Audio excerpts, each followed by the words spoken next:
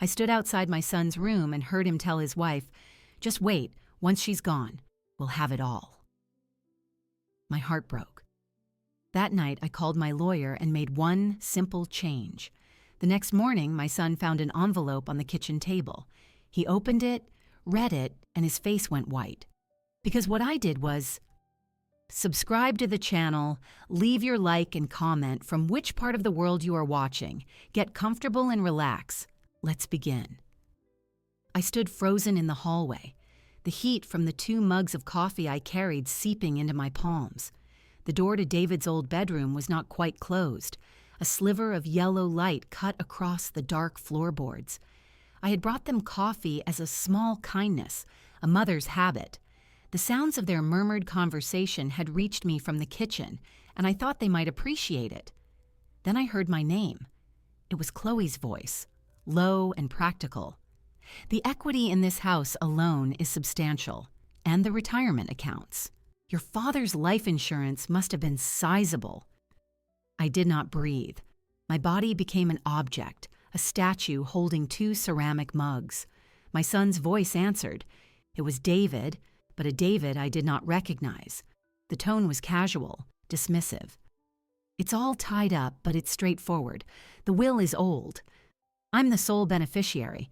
Once it's settled, we can clear the debt on the condo and look at something in Willow Creek." There was a pause. I heard the rustle of bedding. Chloe spoke again. "It's a shame she's so attached to all this old furniture. The place will need a complete overhaul. It feels like a museum." "Just wait," David said. The words were clear, effortless. "Once she's gone, we'll have it all. We just need to be patient. It's not like she has any expensive hobbies. It should just transfer." The air left my lungs in a silent rush. The words did not feel real at first. They were abstract, technical, like discussing the terms of a distant business transaction. Once she's gone. I was the she. We'll have it all. My life's work, my home, the security Frank and I built, it was a line item on a balance sheet to them, a solution to their overextension. A cold clarity washed over the initial shock. It was a surgical cold. I took a step backward, then another, my slippers making no sound on the worn runner. I turned and walked to the kitchen. My movements were automatic. I set the mugs on the counter. The coffee sloshed over the rims, pooling on the granite. I watched the dark liquid spread. I did not wipe it. I walked through the dark living room, past the silhouette of Frank's armchair, and climbed the stairs to my room. I closed my door. The lock made a soft, precise click. I stood in the center of my bedroom in the dark and listened to the silence of my own house. A memory surfaced, unbidden and sharp. David, age 7, with a fever. I had sat in this same room in the old rocking chair, holding him through the night. His small body was heavy with sleep, his breath hot against my neck. I remember the fierce, consuming certainty that I would give anything, everything to make him well. That was the contract, I believed. Unconditional. Another memory? His graduation day. Frank's proud grin, my own hands sore from clapping. We had paid for that private university with careful savings and delayed dreams. We considered it the best investment. It was not an investment. It was a gift, or so I had thought. The images kept coming, teaching him to drive in this very driveway, the strained but fond negotiations over his first car, helping him move into his dorm, then his first apartment, sending checks for groceries that I knew would go toward nicer furniture, the down payment assistance for the sleek condo he and Chloe loved. Each act felt now like a deposit into an account that had just been declared empty, closed. I walked to the mirror above my dresser. The streetlight outside provided a dim glow. I saw my reflection, a woman in her early 60s, silver hair in a soft braid, a practical nightgown. The face that looked back was streaked with wet lines I had not felt myself shed, but the eyes were different. A numbness had settled behind them, and behind the numbness, a new structure was forming.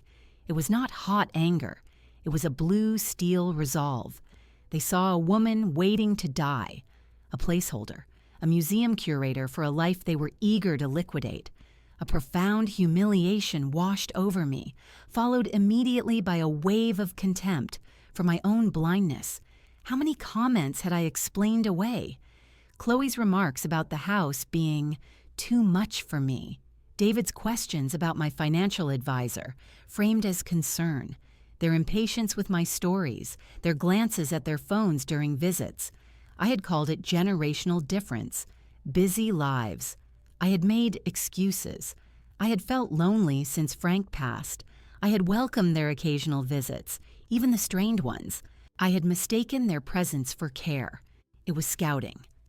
I wiped my face with the heel of my hand. The tears stopped. The cold feeling intensified, focusing my mind. This was data, critical information received, the foundation of my world. The story I told myself about family and legacy was not just cracked. It was a fiction. I would not cry again. Crying was for a loss. I had not lost a son tonight. I had discovered a predator in my own den. The grief would come, I knew, but it would be a private, processed thing.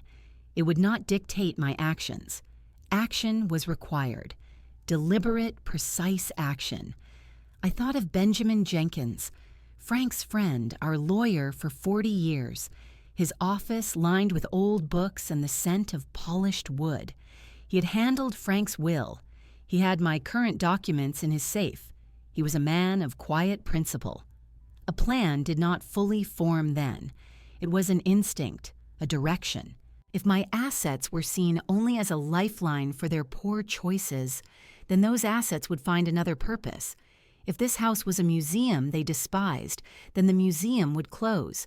If I was an obstacle to their all, then I would remove myself from their equation entirely. I would not confront them. A scene would give them drama, a chance to explain, to manipulate. My knowledge was my only advantage. I would keep it. I heard a door open down the hall. Footsteps. David's voice called out lightly. "Mom, you still up?" I did not answer. I stood perfectly still, watching the door. The footsteps approached, paused outside my room. I saw the shadow of feet under the door. He waited. I waited. After a moment, the footsteps retreated. I heard the guest room door close softly. I turned back to the mirror. I studied my face until the last trace of vulnerability was gone, schooled into a calm mask. The woman in the reflection was someone new, someone who had heard the truth and decided not to wither from it, but to act. The heartbreak was being packed away, replaced with a silent, solid objective. Tomorrow I would call Mr. Jenkins. Tomorrow I would begin. I changed into my bed, the sheets cool. I lay in the dark, eyes open, listening to the sounds of the house. The familiar creak of the floorboards, the hum of the refrigerator. These were the sounds of my life. They were not for sale. They were not an inheritance waiting to be claimed. They were mine. And for the first time since Frank died, I felt completely alone, but also completely clear. The path ahead was dark, but it was mine to choose. I would not wait to be gone. I would leave on my own terms. The thought was not happy, but it was strong. It was enough to carry me through the night. The morning after was a study in normalcy. I rose at 6:30, as I always did. I showered, dressed in a simple linen shift, and made a single cup of tea. I heard David and Chloe moving about in the guest room. The smell of their expensive shampoo drifted into the hall. I toasted an English muffin and ate it at the kitchen island, the same spot where I had set the forgotten coffee mugs the night before. I had washed them already. No evidence. "Good morning, Mom," David said, entering the kitchen. He went straight to the coffee maker. "Sleep okay?" "Well enough," I said. My voice was even. I did not look at him directly, but I watched his reflection in the black surface of the microwave. He seemed relaxed, unburdened. "And you? The bed isn't too soft?" "It was great," Chloe said, following him. She wore a silk robe. "We slept like logs. This house is so quiet." Quiet, I thought. Yes, it was. They chattered about their plans for the day, meeting friends for brunch, maybe catching a film. They did not ask about my plans. I was the background, the fixture. I nodded and smiled when it seemed required. The performance was easier than I expected. The cold clarity from the night before had hardened into a shell. I operated from within it. After they left with cheerful, hollow goodbyes, the silence they commented on settled back in. It was a different silence now. It was full of purpose. I picked up the phone and called Benjamin Jenkins's office. His secretary, Marjorie, recognized my voice immediately. "Eleanor, dear, how are you holding up?" "I am well, Marjorie. Is Benjamin available for an appointment?" "Today, if possible. It is rather urgent." She heard the tone. There was a brief pause. "Let me check." I heard papers shuffling. "He has a cancellation at 2 o'clock. Can you make that?" "I can," I said. "Thank you." I arrived at his office at 1:50. The building was an old brownstone in the historic district. His office was on the second floor. The waiting room smelled of lemon polish and old paper. Marjorie, a woman my age with kind eyes behind bifocals, did not ask questions. She simply said, "Go right in, Ellie. He's expecting you." Benjamin Jenkins rose from behind a massive oak desk as I entered. The room was as I remembered: walls of dark bookcases, green leather armchairs, a Persian rug worn thin in paths. He was in his 70s, tall and slightly stooped, with a neat white beard. His eyes, behind wire-rimmed glasses, were sharp. "Eleanor," he said, coming around the desk to take both my hands. His grip was warm and dry. "It's good to see you, though I suspect this isn't a social call." "It is not, Benjamin. Thank you for seeing me on short notice." He guided me to a chair and returned to his own. He folded his hands on the desk blotter. "What can I do for you?" I had rehearsed this. I placed my purse on the floor beside me and sat straight. "I need to change my will, completely, and I wish to establish a revocable trust, today." He did not react with surprise. He picked up a pen. "All right, what are the changes?" "I am removing David as my sole beneficiary. I want to leave my entire estate to a charitable trust, the Eleanor Rivers Literacy Trust. The principal purpose will be funding adult literacy programs and library initiatives, with a focus on this city. You will be the trustee, with a stipend for your services, of course." Benjamin's pen hovered over his legal pad. He looked at me for a long moment. "That is a significant change. May I ask what has prompted this?" "I have reason to believe David sees my estate not as a legacy, but as a liquidity event. He and Chloe are counting on it to resolve their financial overextension. They are waiting for me to die." I said the words flatly. They were facts. I find I no longer wish to oblige them. A flicker of something, anger, disappointment, passed behind his eyes. He had known David since he was a boy. He had been at Frank's funeral. He nodded slowly. "I see. And the trust? You wish to move assets into it now?" "Yes. The house, the investment accounts, everything. I want the trust to own the assets. I will retain the right to the income and use of the house for my lifetime. But upon my death, it all flows directly to the charity. No probate. No opportunity for challenge." "He could challenge the trust," Benjamin noted, his voice professional. "He could claim undue influence or lack of capacity. Then we will document my capacity. Schedule a medical evaluation. Video record this meeting if you need to. My mind is clear. This is my deliberate choice. I have also decided to sell the house." That finally made him raise his eyebrows. "Sell it? Eleanor, you love that house." "I did. Now it is a liability. A repository of memories they find tedious. I will sell it, place the proceeds in the trust, and use a portion to rent an apartment. A smaller place. Something that belongs only to me, not to the past." He leaned back in his chair, the leather creaking. He studied me. "This is a comprehensive plan, a life overhaul." "It is a correction," I said. I allowed one relationship to define my entire future. That was a miscalculation. I am rectifying it." He gave a slow, approving nod. The lawyer in him respected the strategy. The friend in him saw the pain beneath it.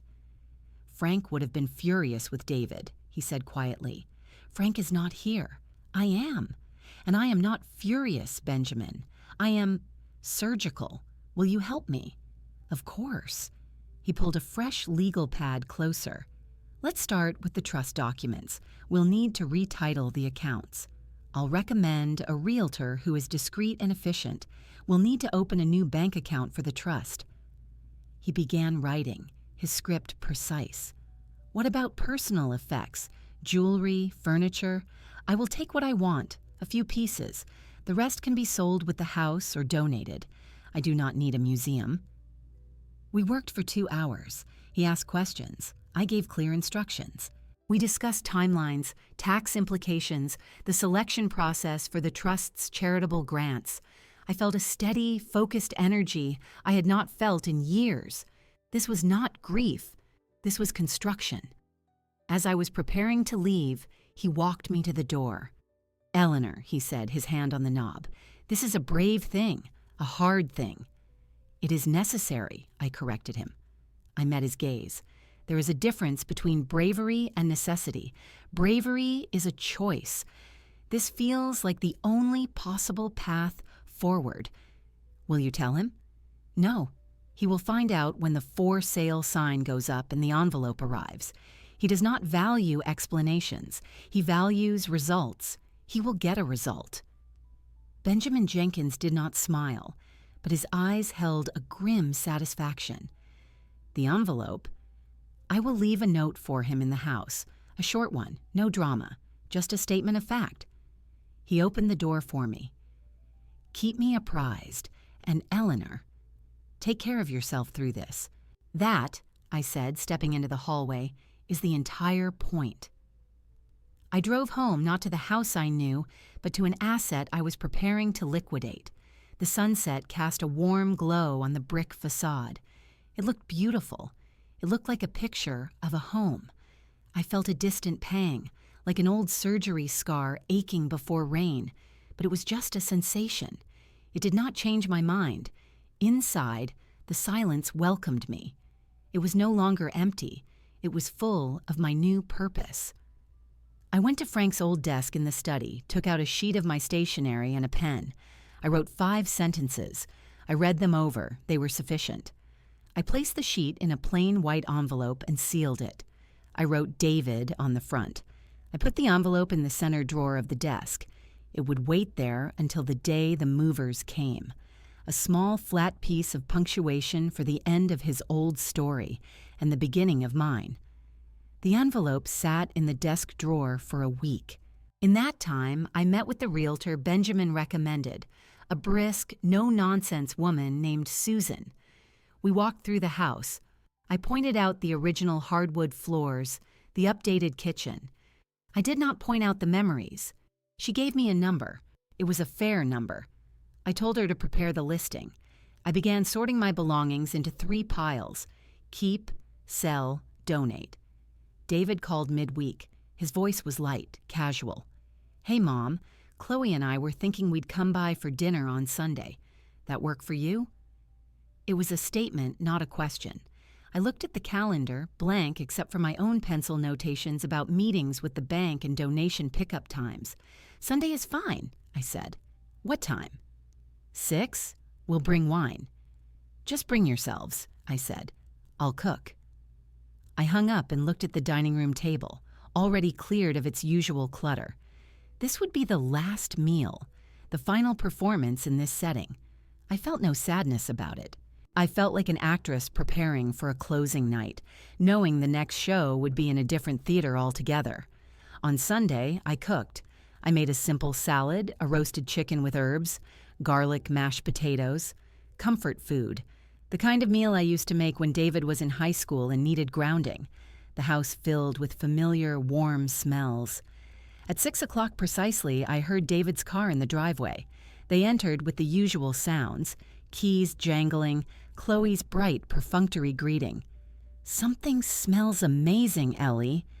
She presented a bottle of wine, expensive looking. I took it and thanked her. David kissed my cheek. "You didn't have to go to all this trouble." His eyes scanned the room, a quick assessor's glance. I wondered what he was calculating. Square footage, perhaps, or the potential resale value of the china cabinet. "No trouble at all," I said. "Sit down. Everything is ready." We took our usual places, David at the head where his father used to sit, Chloe to his right, me to his left. The conversation began with their topics: work, a problematic colleague of David's, Chloe's recent spa weekend with friends. I nodded, asked appropriate questions. I passed the platter of chicken. "This is delicious, Mom," David said, taking a second helping of potatoes. "Just like old times." "It is," I agreed. The words hung there. Old times. Chloe took a small, careful bite of salad. "You know, Ellie, you keep this house so impeccably. It must be a lot of work for one person." "Routine," I said. "It keeps me occupied." "Of course," she said, smiling, "but you shouldn't have to be occupied with chores. There are wonderful independent living communities now. All the upkeep is handled. You'd have so much more freedom." I speared a green bean. "Freedom to do what?" "Oh, I don't know. Travel, take a class, be with people your own age." She said it as if describing a vacation package. "I have my book club," I said, "and the library volunteers." "That's so sweet," Chloe said. Her tone gently dismissed these activities. "But a community would offer so much more structure and security. We worry about you here all alone." David nodded, swallowing. "She's right, Mom. This place is great, but it's a lot of house. Stairs, yard work, things happen." I looked at him. "What kind of things?" "You know," he said, waving his fork. "A pipe could burst. The roof is, 20 years old. Big repairs are a headache and expensive. In a managed community, it's all covered." They were tag teaming. It was a well-rehearsed duet. Concern as a weapon. I saw it clearly now. Every comment from previous visits recontextualized itself. They weren't worried about me. They were worried about their asset depreciating. "I'll consider it," I said, a neutral, non-committal phrase I had learned in 40 years of committee meetings. It meant nothing. It satisfied them. The conversation shifted. David asked, "So, have you seen Mr. Jenkins lately? How's he doing?" The question was not casual. I took a sip of water. "I saw him last week. He's well, busy." "Good, good." David cut his chicken with focus. "You two should have lunch sometime. Keep in touch." "I'm sure we will." After dessert, a store-bought pie I had warmed, Chloe offered to help clean up. I declined. "You two go relax in the living room. I won't be long." I washed the dishes by hand, taking my time. I listened to the murmur of their voices from the other room. I could not make out words, but the tone was low, conspiratorial, planning. I dried the last plate and put it away. When I joined them, they were on the sofa, David's arm around Chloe. They looked like a portrait of a perfect couple. They smiled at me. "We were just saying how great you look, Mom," David said. "Really. Retirement agrees with you." "Thank you," I said, sitting in Frank's armchair. It was a statement of territory. I am finding it quite agreeable. Chloe leaned forward. "You know, David and I were talking on the drive over. We'd love to have you over for dinner at our place next week, a proper dinner. I'll cook." "That would be lovely," I said. I had no intention of going. "We'll set a date," David said. He checked his watch, a subtle, expensive flick of the wrist. "We should probably get going. Big day tomorrow." They stood. The farewells were the same as always. Hugs that did not quite connect. Promises to call. Assurances that the meal was wonderful. I walked them to the door. "Thanks for everything, Mom," David said, stepping onto the porch. "Really, take care of yourself." "I always do," I said. I closed the door and turned the deadbolt. I did not move to the window to watch them drive away. I walked back to the dining room and began clearing the wine glasses they had used. My movements were slow, deliberate. I replayed the evening in my mind. Their concern was a script. Their suggestions were directives. Their vision for my future was a smaller, contained box where I would be safe, managed, and out of the way until the predetermined moment arrived. They saw my life as a countdown clock. I wiped the dining table clean. The silence after their departure was not empty. It was rich and full. It was mine. I looked around the room, at the furniture they found dated, at the walls that held our family photos. It was already receding, becoming a stage set I was about to strike. I felt no anger at their performance. I felt a profound detachment. They were actors in a play whose ending they had written greedily and incorrectly. I had just finished rewriting the final act. They would receive their copies of the new script soon enough. I turned off the lights and went upstairs. The envelope in the desk drawer did not weigh on me. It was simply a piece of paper, waiting to deliver a message. The dinner had served its purpose. It had shown me beyond any last doubt that my course was correct. There was no love here to salvage. There was only a transaction to cancel. I slept soundly that night. The house was quiet. My mind was quiet too. The plans were made. The machinery was in motion. All that remained was the execution. The movers came on a Tuesday. 2 efficient men who packed my selected items with care. Frank's armchair, my grandmother's writing desk, my books, my clothes, a few pieces of art that spoke to me, and my own bed. Everything else remained. The house, emptied of my personal essence, became a shell. It felt impersonal, like a model home. Susan the realtor had a lockbox installed on the front door. The sign would go up the next day. I spent my last night in a hotel. The following morning, I drove to the new apartment. It was a bright 2-bedroom unit in a building near the community center. The rooms were empty, waiting. I supervised as the movers placed my things. It did not look like a home yet. It looked like a new beginning in boxes. I was fine with that. The envelope was still in the desk drawer at the old house. I had left it there intentionally. I had also left a second copy of the new will and trust documents with Benjamin, and a third in my new safe deposit box. The envelope for David was a courtesy, a final communication. I did not witness the moment he found it, but Benjamin later relayed the sequence of events, pieced together from David's frantic call to him and from the realtor's report. I can imagine it clearly. It was Thursday. David had not called me all week, which was typical. He likely decided to drop by unannounced, something he did occasionally, always under the guise of checking on me. He would have used his key. He would have pushed the door open and called out, "Mom, you here?" Silence. He would have stepped into the foyer. The emptiness would have registered slowly. The lack of the hall table.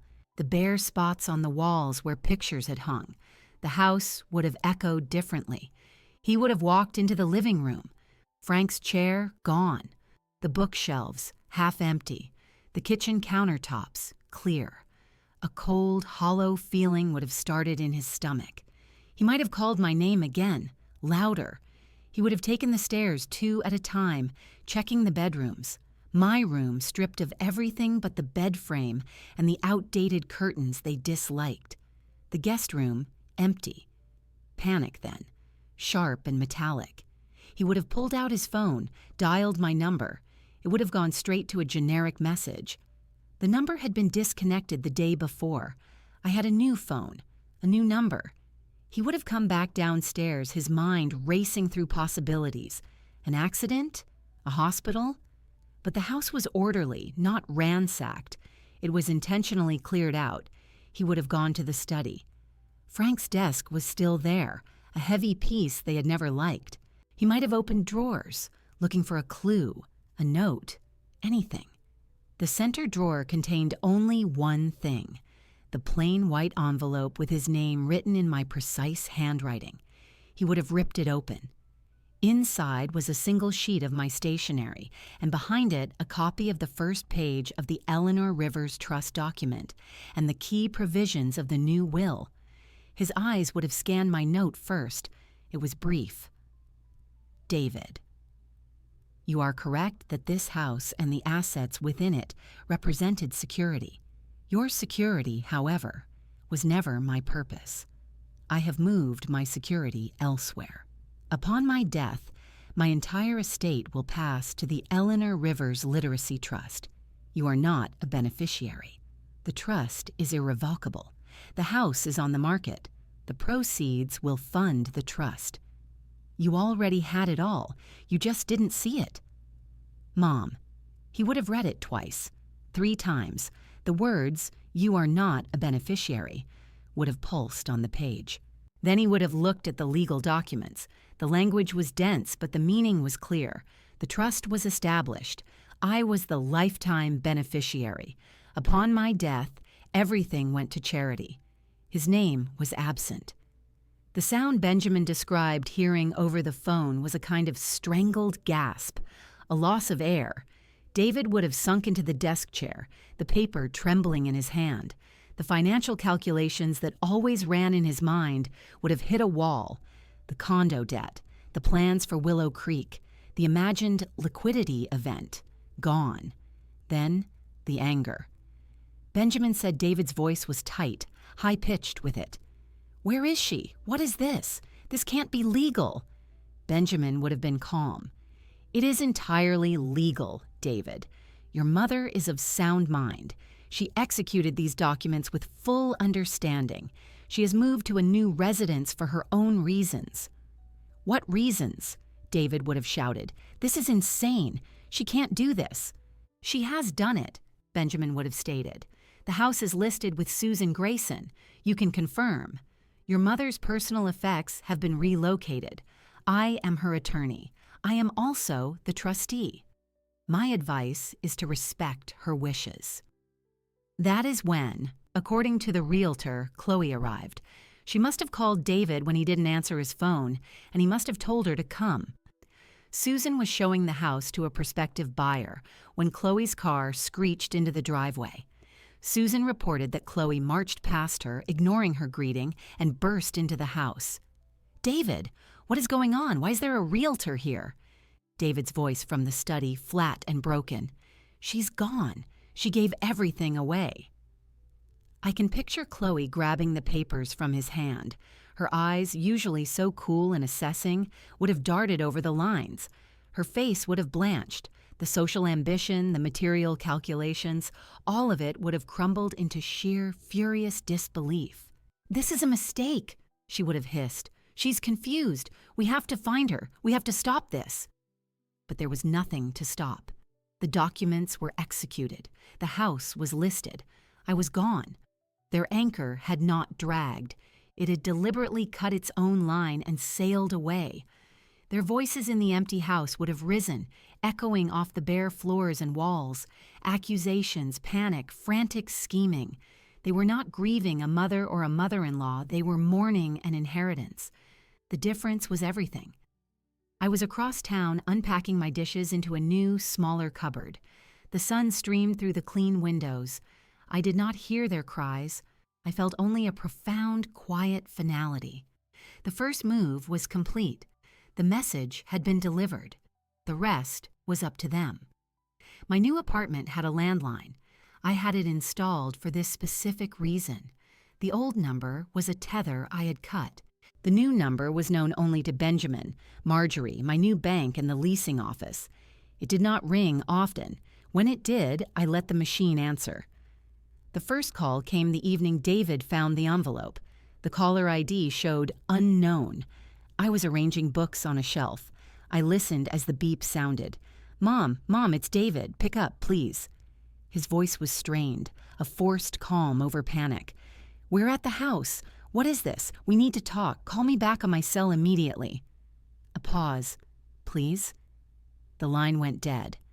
I placed a row of novels in alphabetical order by author. The calls continued over the next 2 days. They came to the landline, then to Benjamin's office, then to the realtor. Benjamin kept me informed with brief, factual updates. He did not enjoy being the intermediary, but he understood its necessity. "He is demanding to know your location," Benjamin said during our scheduled call. He claims concern for your mental state.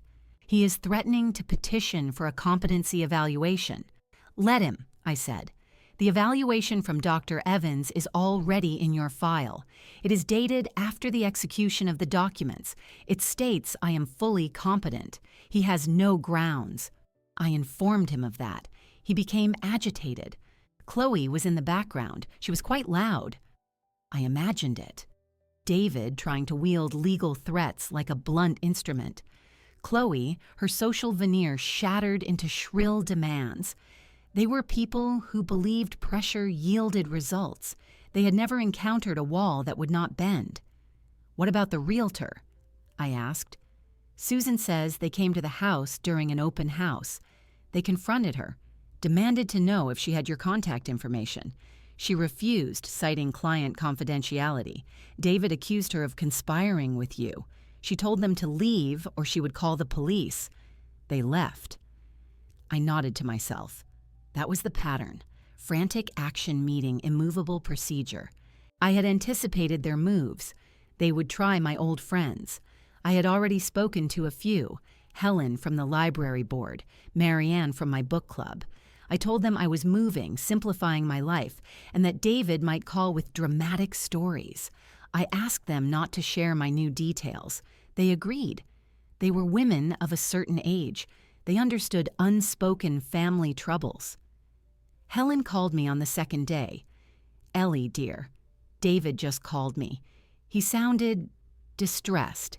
He said you've disappeared and that you're making irrational financial decisions.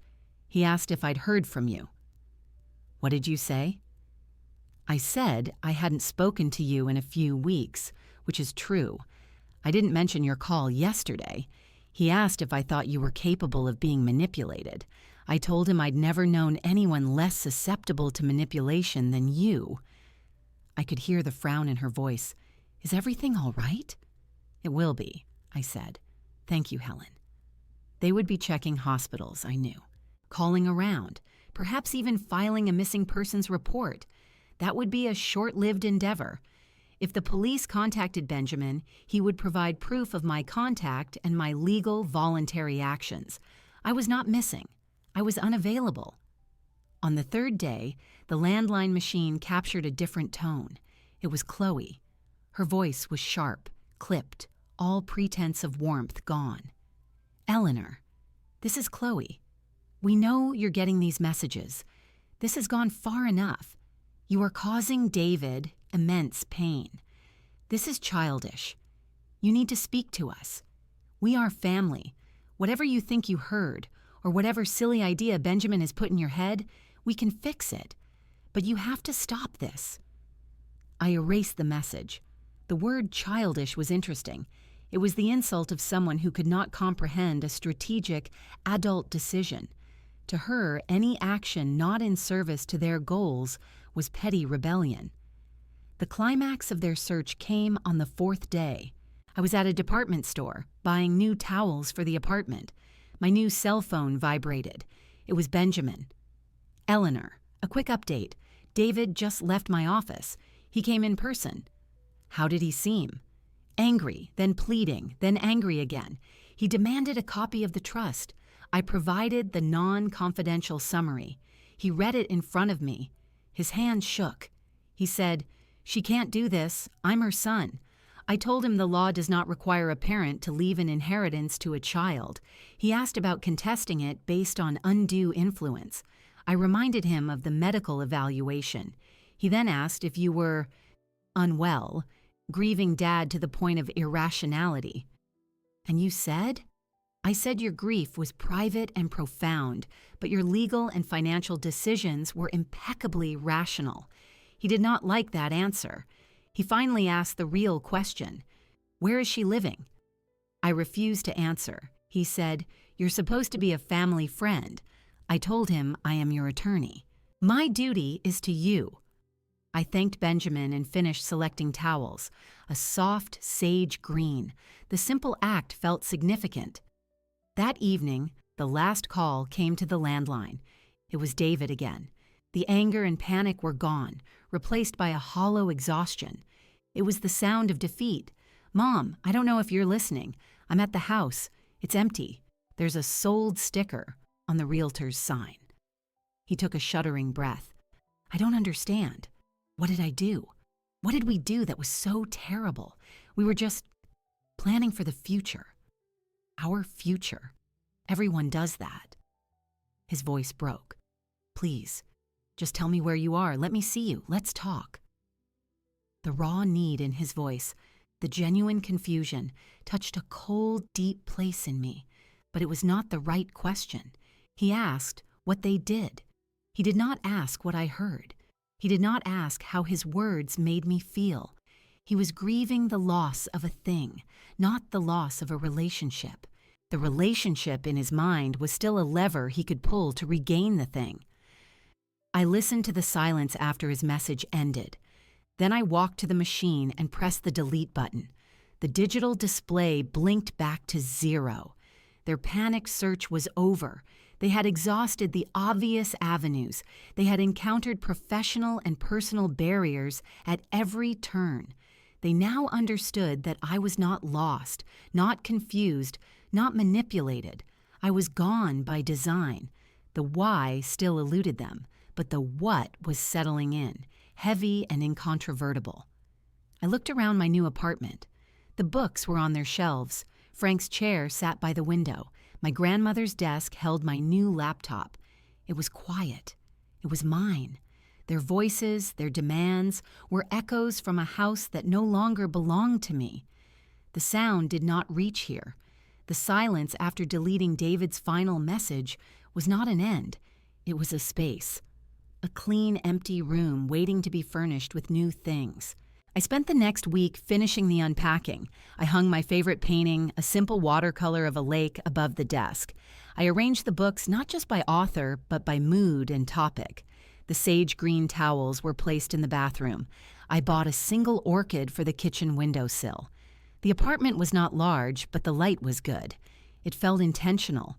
Every object there was because I chose it, not because it had always been there. There were no ghosts in these rooms, no memories of Frank in this particular chair by this particular window, though it was the same chair. Here, it was just a comfortable place to read. The absence of history was a relief. I could make my own. I had researched the local community center before I moved, the Willows Center for Active Living. It was a 10-minute walk from my building. On a Monday morning, I put on my walking shoes and a light jacket. I did not have a plan. My only objective was to see it. The building was modern, single-story with large windows. The parking lot was half full. I pushed through the glass doors into a bright open lobby. A large bulletin board was covered in flyers. Zumba Gold, Watercolor for Beginners, Mahjong Club, Travelogues, Book Club, Community Garden Volunteers. The hum of activity was a low, pleasant buzz. People moved through the halls, some with canes or walkers, most without. They were talking, carrying tote bags, laughing. I stood just inside the door, observing. It had been a long time since I had entered a room where I knew no one. The feeling was unfamiliar, a mix of apprehension and possibility. A woman with a name tag approached me.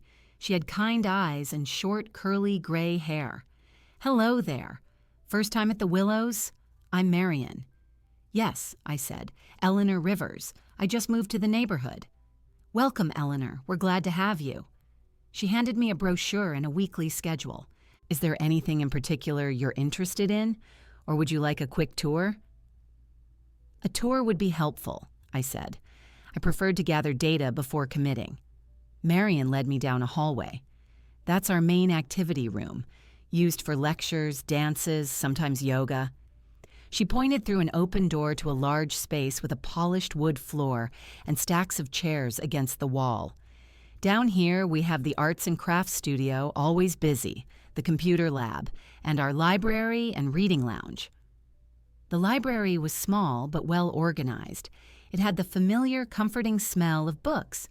A few people sat in armchairs reading. One man was using a magnifier. No one looked up as we passed. "And out back," Marion said, leading me through a set of double doors, "is our community garden and patio. A paved patio area held picnic tables and benches. Beyond it, a series of raised garden beds were laid out in neat rows. Some were lush with late summer vegetables and flowers. Others were being turned over for the fall. A few people were kneeling in the beds wearing sun hats and gardening gloves. The air smelled of damp soil and basil. "The garden group is very dedicated," Marion said. "They share the produce. It's a lovely way to get some sunshine and meet people." I nodded. I had never been much of a gardener. Frank had handled our small plot, but I liked the order of it, the visible result of labor. "We also have a coffee bar in the lounge," Marion continued. "Open all day. Best dollar you'll spend. That's where a lot of the unofficial socializing happens." She finished the tour back at the bulletin board. "Any questions?" "Not at the moment," I said. "Thank you. I may just look around a bit more on my own." "Of course, make yourself at home. If you decide to try a class, just show up. No need to register for most things." I wandered back toward the library.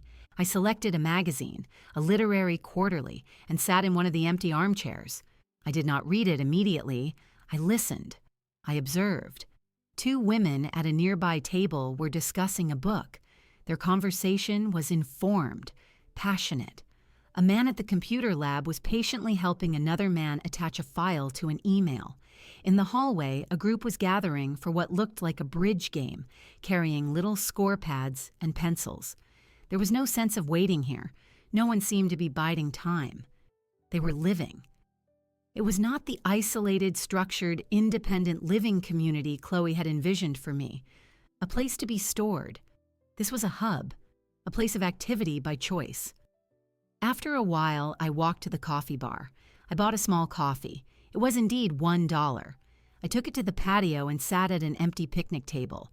The sun was warm. From here, I could see the gardeners. A woman with a wide-brimmed straw hat was vigorously pruning tomato plants. She looked up, saw me, and waved. It was a simple, friendly gesture, not an obligation. I raised my hand in a slight return wave. I sat there for 20 minutes drinking my coffee. No one approached me. No one demanded anything. I was a new face, but I was not an anomaly. I was just a person at a table. It was a small thing, that anonymity, that freedom from a predefined role, mother, widow, obstacle, asset. Here I could be Eleanor, or I could be no one at all until I decided otherwise. I finished my coffee, disposed of the cup, and walked back through the building to the exit. I nodded to Marion at the front desk. "Thank you again," I said. "Hope to see you soon, Eleanor." Outside, the air felt different, lighter. I walked the 10 minutes back to my apartment. The sunlit rooms welcomed me. The silence was no longer the silence of a house waiting for its end. It was the silence of my own space, which I could fill or not as I wished. I looked at the community center schedule on my counter. Watercolor for beginners was on Wednesday afternoon. The book club met Thursday morning. I had no experience with painting, but the word beginners held a promise. It meant no expectation of skill. It meant a process, not a product. I picked up a pencil and circled the watercolor class. Then I circled the book club. It was not a commitment. It was a notation, a potential direction. For the first time since I had heard those words behind the door, I felt something other than cold resolve or hollow finality. I felt a faint, tentative curiosity. It was a small spark in the quiet. I decided to protect it, to see if it would grow. On Wednesday afternoon, I placed the basic watercolor set I had purchased from the art supply store into a tote bag. I wore clothes that could tolerate paint. I felt a familiar anxiety, the kind I had not felt since my first day at the library job decades ago. It was not fear of people, but fear of incompetence. I pushed it down. The class was for beginners. I was a beginner. That was the point. The arts and crafts studio was bright, with long tables covered in newsprint. About 10 people were there, mostly women, a few men. They were arranging brushes, cups of water, palettes. The instructor, a cheerful woman named Patricia, directed me to an empty seat. "Grab some paper from the roll, dear. Just jump in." I took my seat. The woman to my right was already sketching something lightly in pencil on her sheet. She had wild, curly red hair, streaked with white, tied back with a colorful scarf.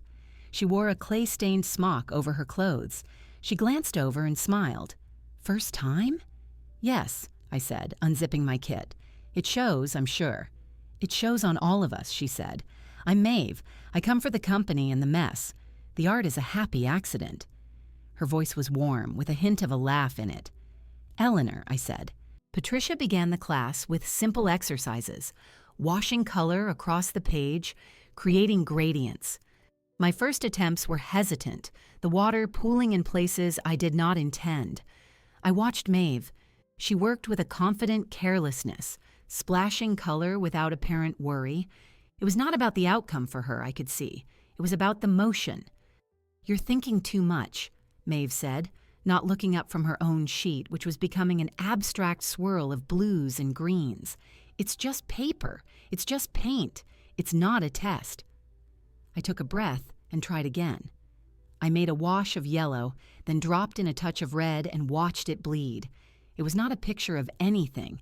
It was a shape, a blend. It was surprisingly pleasing. "There you go," Maeve said. "See? Not thinking." After the class, as we were rinsing brushes at the deep sink, Maeve asked, "So, are you a transplant or a lifelong resident rediscovering the center?" "A transplant," I said. "Recent. Welcome. It's a good place. Saves my sanity. My house gets too quiet." She did not ask why I had moved. She simply stated her own reason. I appreciated that. "I'm finding it useful," I said. "Useful is a good start. Joyful is the goal. It comes eventually." She wiped her hands on a towel. "You should come to the book club tomorrow.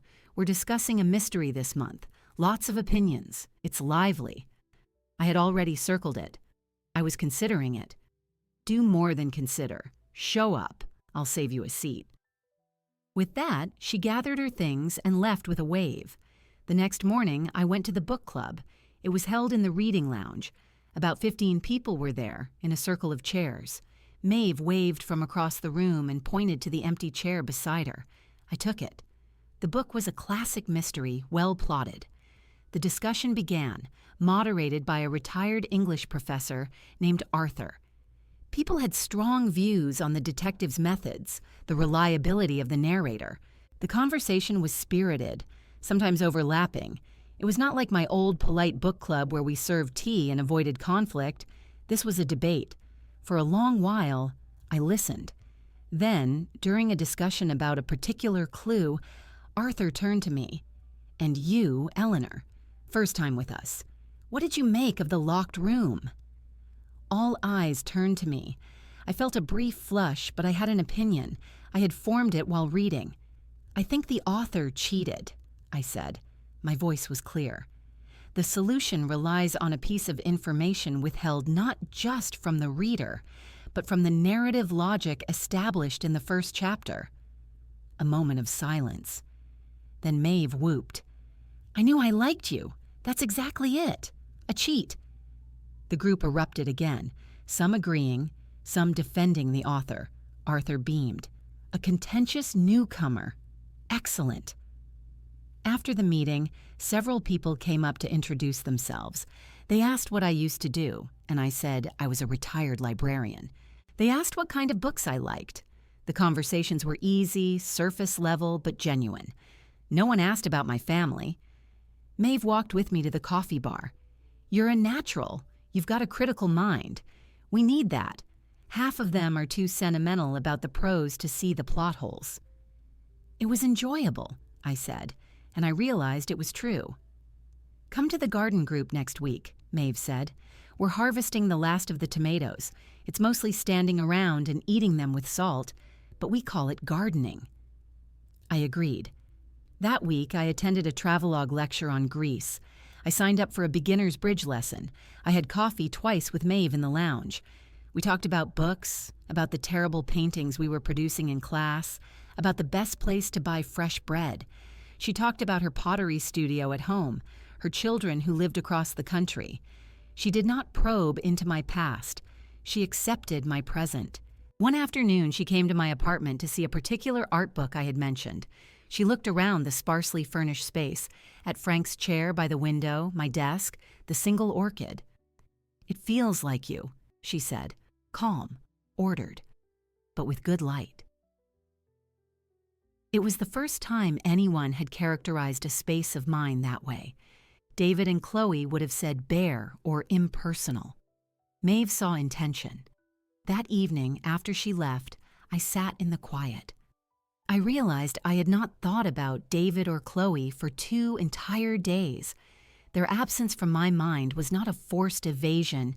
It was a natural result of being occupied.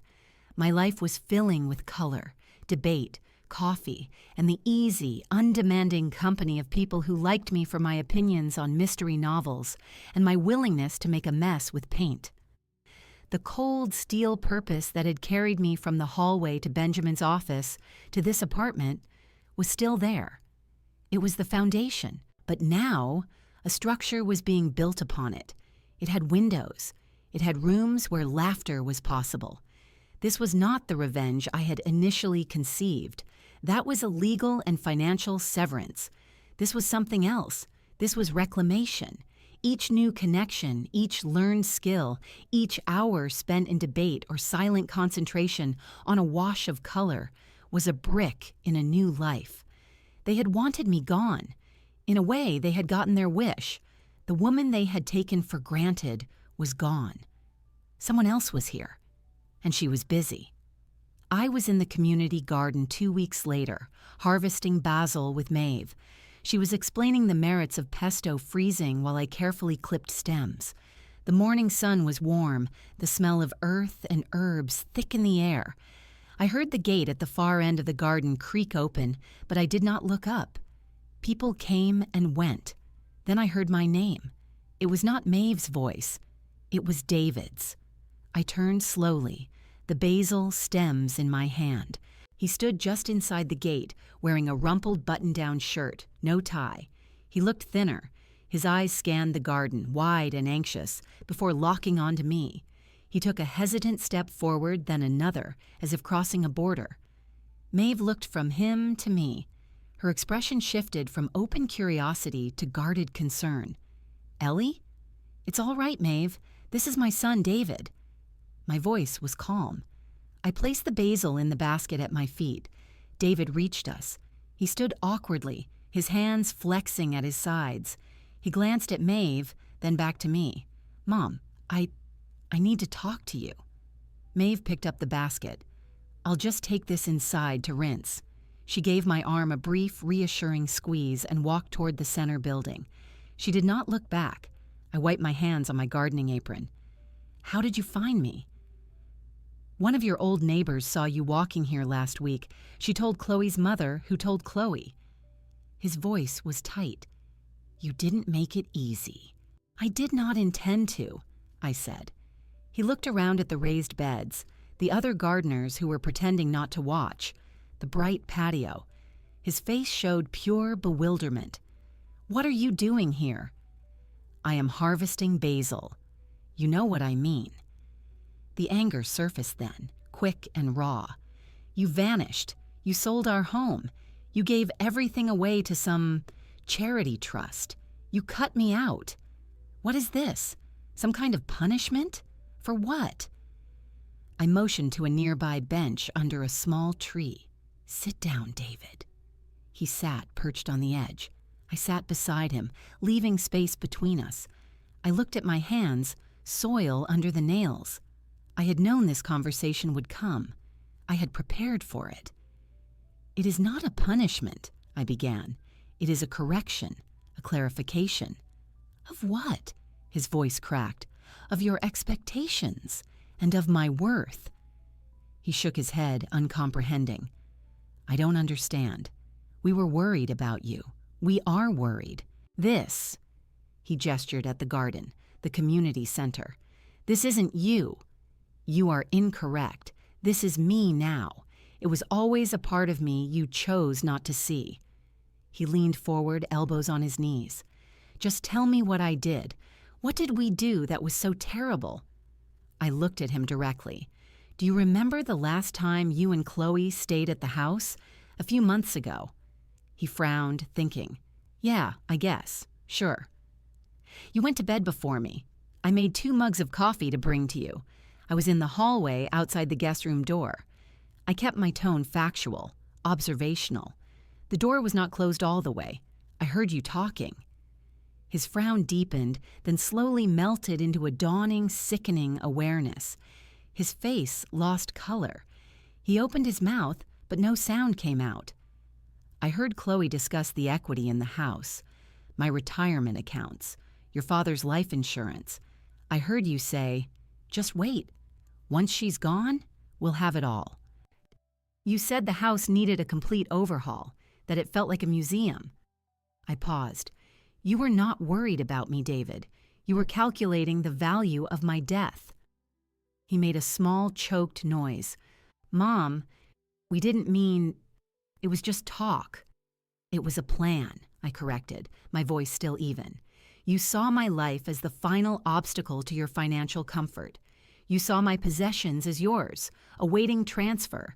You saw me as a woman waiting to die so you could begin your real life. I heard it in your voices. It was cold. It was certain. Tears welled in his eyes, but they were tears of shock, of being caught, not yet of remorse. So this is your revenge? To ruin me? No, I said. This is my survival. Revenge would be spite. This is logic. If my assets were only a lure, a temptation that corrupted your view of me, then removing them removes the corruption. If the house was a museum you despised, then selling it removes the artifact. If my presence in your life was contingent on my eventual absence, then my permanent absence now clarifies the relationship. He stared at me, his mind struggling to process the cold equation. You're my mother, he whispered, a last week appeal. I am, and you are my son. That is a biological fact. It is not a contract for lifelong servitude or a guarantee of inheritance. I loved you unconditionally. I discovered your love had a very specific condition, my mortality. He put his head in his hands. His shoulders shook. I let him cry. I felt a distant ache, but it was buried deep under layers of certainty. After a minute, he wiped his face with his palms. He looked at me, truly looked, for the first time in years.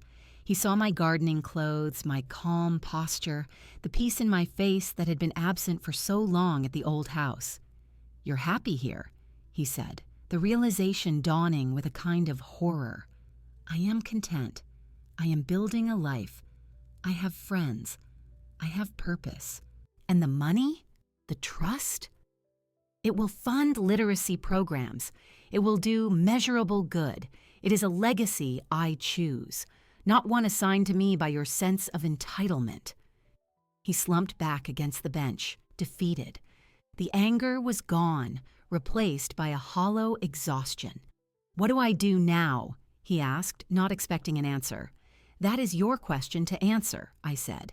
I suggest you start by examining why your future required my erasure. And perhaps, in time, you might consider building a relationship that does not have a price tag attached. I stood up. The conversation was over. He looked up at me, his eyes red-rimmed, lost. I am not gone, David. I have simply moved beyond your calculations. You are welcome to visit me here, as my son, not as my heir. But that is the only offer on the table. I turned and walked back toward the community center. I did not look back. I could feel his gaze on me until I opened the glass door and stepped inside, where the hum of life and the smell of coffee awaited. Maeve was at the sink, rinsing the basil. She looked at my face and asked no questions. She simply handed me a towel. I walked into the community center kitchen where Maeve was finishing the basil. The familiar smell of coffee and cleaning solution grounded me. My hands were steady. Maeve handed me a mug without asking. You look like you could use this. Thank you, I said, taking it. I did not elaborate. She did not press. The basil is washed. I'll divide it. You take half. I nodded. We worked in comfortable silence for a few minutes, portioning the green leaves into bags. The normalcy of the task calmed the last ripples of the confrontation. It was done. The truth was delivered. His reaction was his to manage. Later that week, I met Benjamin Jenkins at his office. The purpose was not crisis management, but progress. Marjorie greeted me with her usual warmth, but her eyes held a new respect. She had fielded David's calls. She knew the shape of the story. Benjamin stood as I entered. "Eleanor, how are you?" "I am well, Benjamin. And you?" "Better, now that we're moving to the operational phase." He gestured to a chair. On his desk was a neat folder labeled Eleanor Rivers Trust, First Disbursement. We sat. He opened the folder. The sale of the house closed. The proceeds, along with the retitled investment accounts, are now fully vested in the trust. The corpus is secure, generating the expected income for your lifetime allowance, which is being direct deposited to your new account as we agreed. "Good," I said. "Now, for the charitable mandate." He slid a sheet of paper toward me. "Per your instructions, we issued a request for proposals from local organizations focused on adult literacy and library support. We received 12. A committee, myself, Marjorie, and a consultant from the Community Foundation, has reviewed them. We have a recommendation for the first grant." He handed me a second document. It was a proposal from an organization called Second Chapter Literacy. They operated a network of volunteer tutors who worked with adults, many of them immigrants, to improve reading and writing skills. They also ran a small program supplying books to under-resourced community centers and senior living facilities. The grant would fund a new coordinator position and expand the book program to 3 additional locations. "This aligns with your criteria," Benjamin said. "Measurable impact, direct service, sustainable model." I read the proposal carefully. The budget was precise. The outcomes were clear. Number of students served, hours of tutoring, books distributed. It was not a vague donation. It was a tool. "I approve it," I said. Benjamin smiled, a rare, full smile. "I thought you might. There is one more thing." The director asked if you might like to see the program in action, a visit to one of their partner locations. No obligation, of course. I considered. I had always worked with books, with systems. I had not often seen the direct human impact. Yes, I would like that. The visit was arranged for the following Tuesday at a public library branch in a neighborhood I rarely visited. Benjamin accompanied me. The director, a woman named Lena in her 40s with a calm energy, met us at the entrance. "Mrs. Rivers, Mr. Jenkins, thank you so much for coming. We're so grateful for the Trust's support. Please, call me Eleanor," I said. She led us to a meeting room in the back. Through a glass wall, we could see a larger room where small groups sat at tables. Tutors, many of them retirees like myself, sat with 1 or 2 students. They were bent over books, pointing at words, speaking softly. "This is our adult learner session," Lena explained quietly. "That gentleman there," she pointed to an older man with a kind face, helping a younger woman with a workbook, "has been a tutor for 10 years. He says it keeps his mind sharp. His student is a mother of 3 who never learned to read past a 3rd grade level. She's working to get her high school equivalency." I watched. The student's brow was furrowed in concentration. The tutor pointed to a word, said it slowly. She repeated it, then sounded it out herself. A small, triumphant smile touched her lips. It was a private victory, witnessed only by her tutor, and now by me. "The book program," Lena continued, leading us to a cart in the hallway. "Supplies collections to places that don't have funding for new materials." The cart was filled with books. Simple fiction, picture dictionaries, practical guides on health and citizenship, and large print novels. "We'll be able to triple our distribution with the grant." A librarian was checking the cart against a list. She looked up. "Lena, these are perfect. The seniors at Cedar Hill are going to be thrilled with the large print mysteries." I reached out and picked up one of the large print books. It was a familiar mystery, the type my book club might debate. I imagined it in the hands of someone whose world had shrunk, offering an escape, a puzzle, a connection. Benjamin watched me. "This is what you built, Eleanor." I placed the book back on the cart. I felt a sensation I had not anticipated. It was not pride exactly. It was a deep, quiet certainty. The money from the house, from Frank's insurance, from our careful savings, was not sitting in an account, waiting to be transferred to pay off a condo debt. It was here. It was paying a coordinator's salary. It was buying this book. It was enabling that patient tutoring session. It was active. It was doing work I believed in. This was the legacy. Not a name on a tombstone, but a force in the world. A positive, deliberate force. On the drive back, Benjamin was quiet for a time. Then he said, "David called again yesterday. He asked if you were well. He did not ask about the trust or the money." I looked out the window at the passing streets. That is a start. He sounds different, subdued. "Consequences have a subduing effect," I said. "We will see if it lasts." When I returned to my apartment, Maeve had left a note taped to my door. "Bridge game was a disaster. We need your logical mind. Dinner tomorrow? My place. I'll make pasta." I took the note inside. I placed it on my grandmother's desk, next to a folder containing the trust's first grant agreement. 2 pieces of paper. One represented a new connection, a thread in the fabric of my present. The other represented a redirected past, a new purpose that extended beyond me. I sat in Frank's chair. The evening sun slanted across the floor. I felt a profound sense of alignment. The revenge was complete, but it was not an end. It was a foundation. Upon it, I was building a life of purpose and chosen connection. The woman who had stood frozen in the hallway was gone. In her place was a woman who had heard the worst, planned her escape, and was now using her freedom to build something meaningful.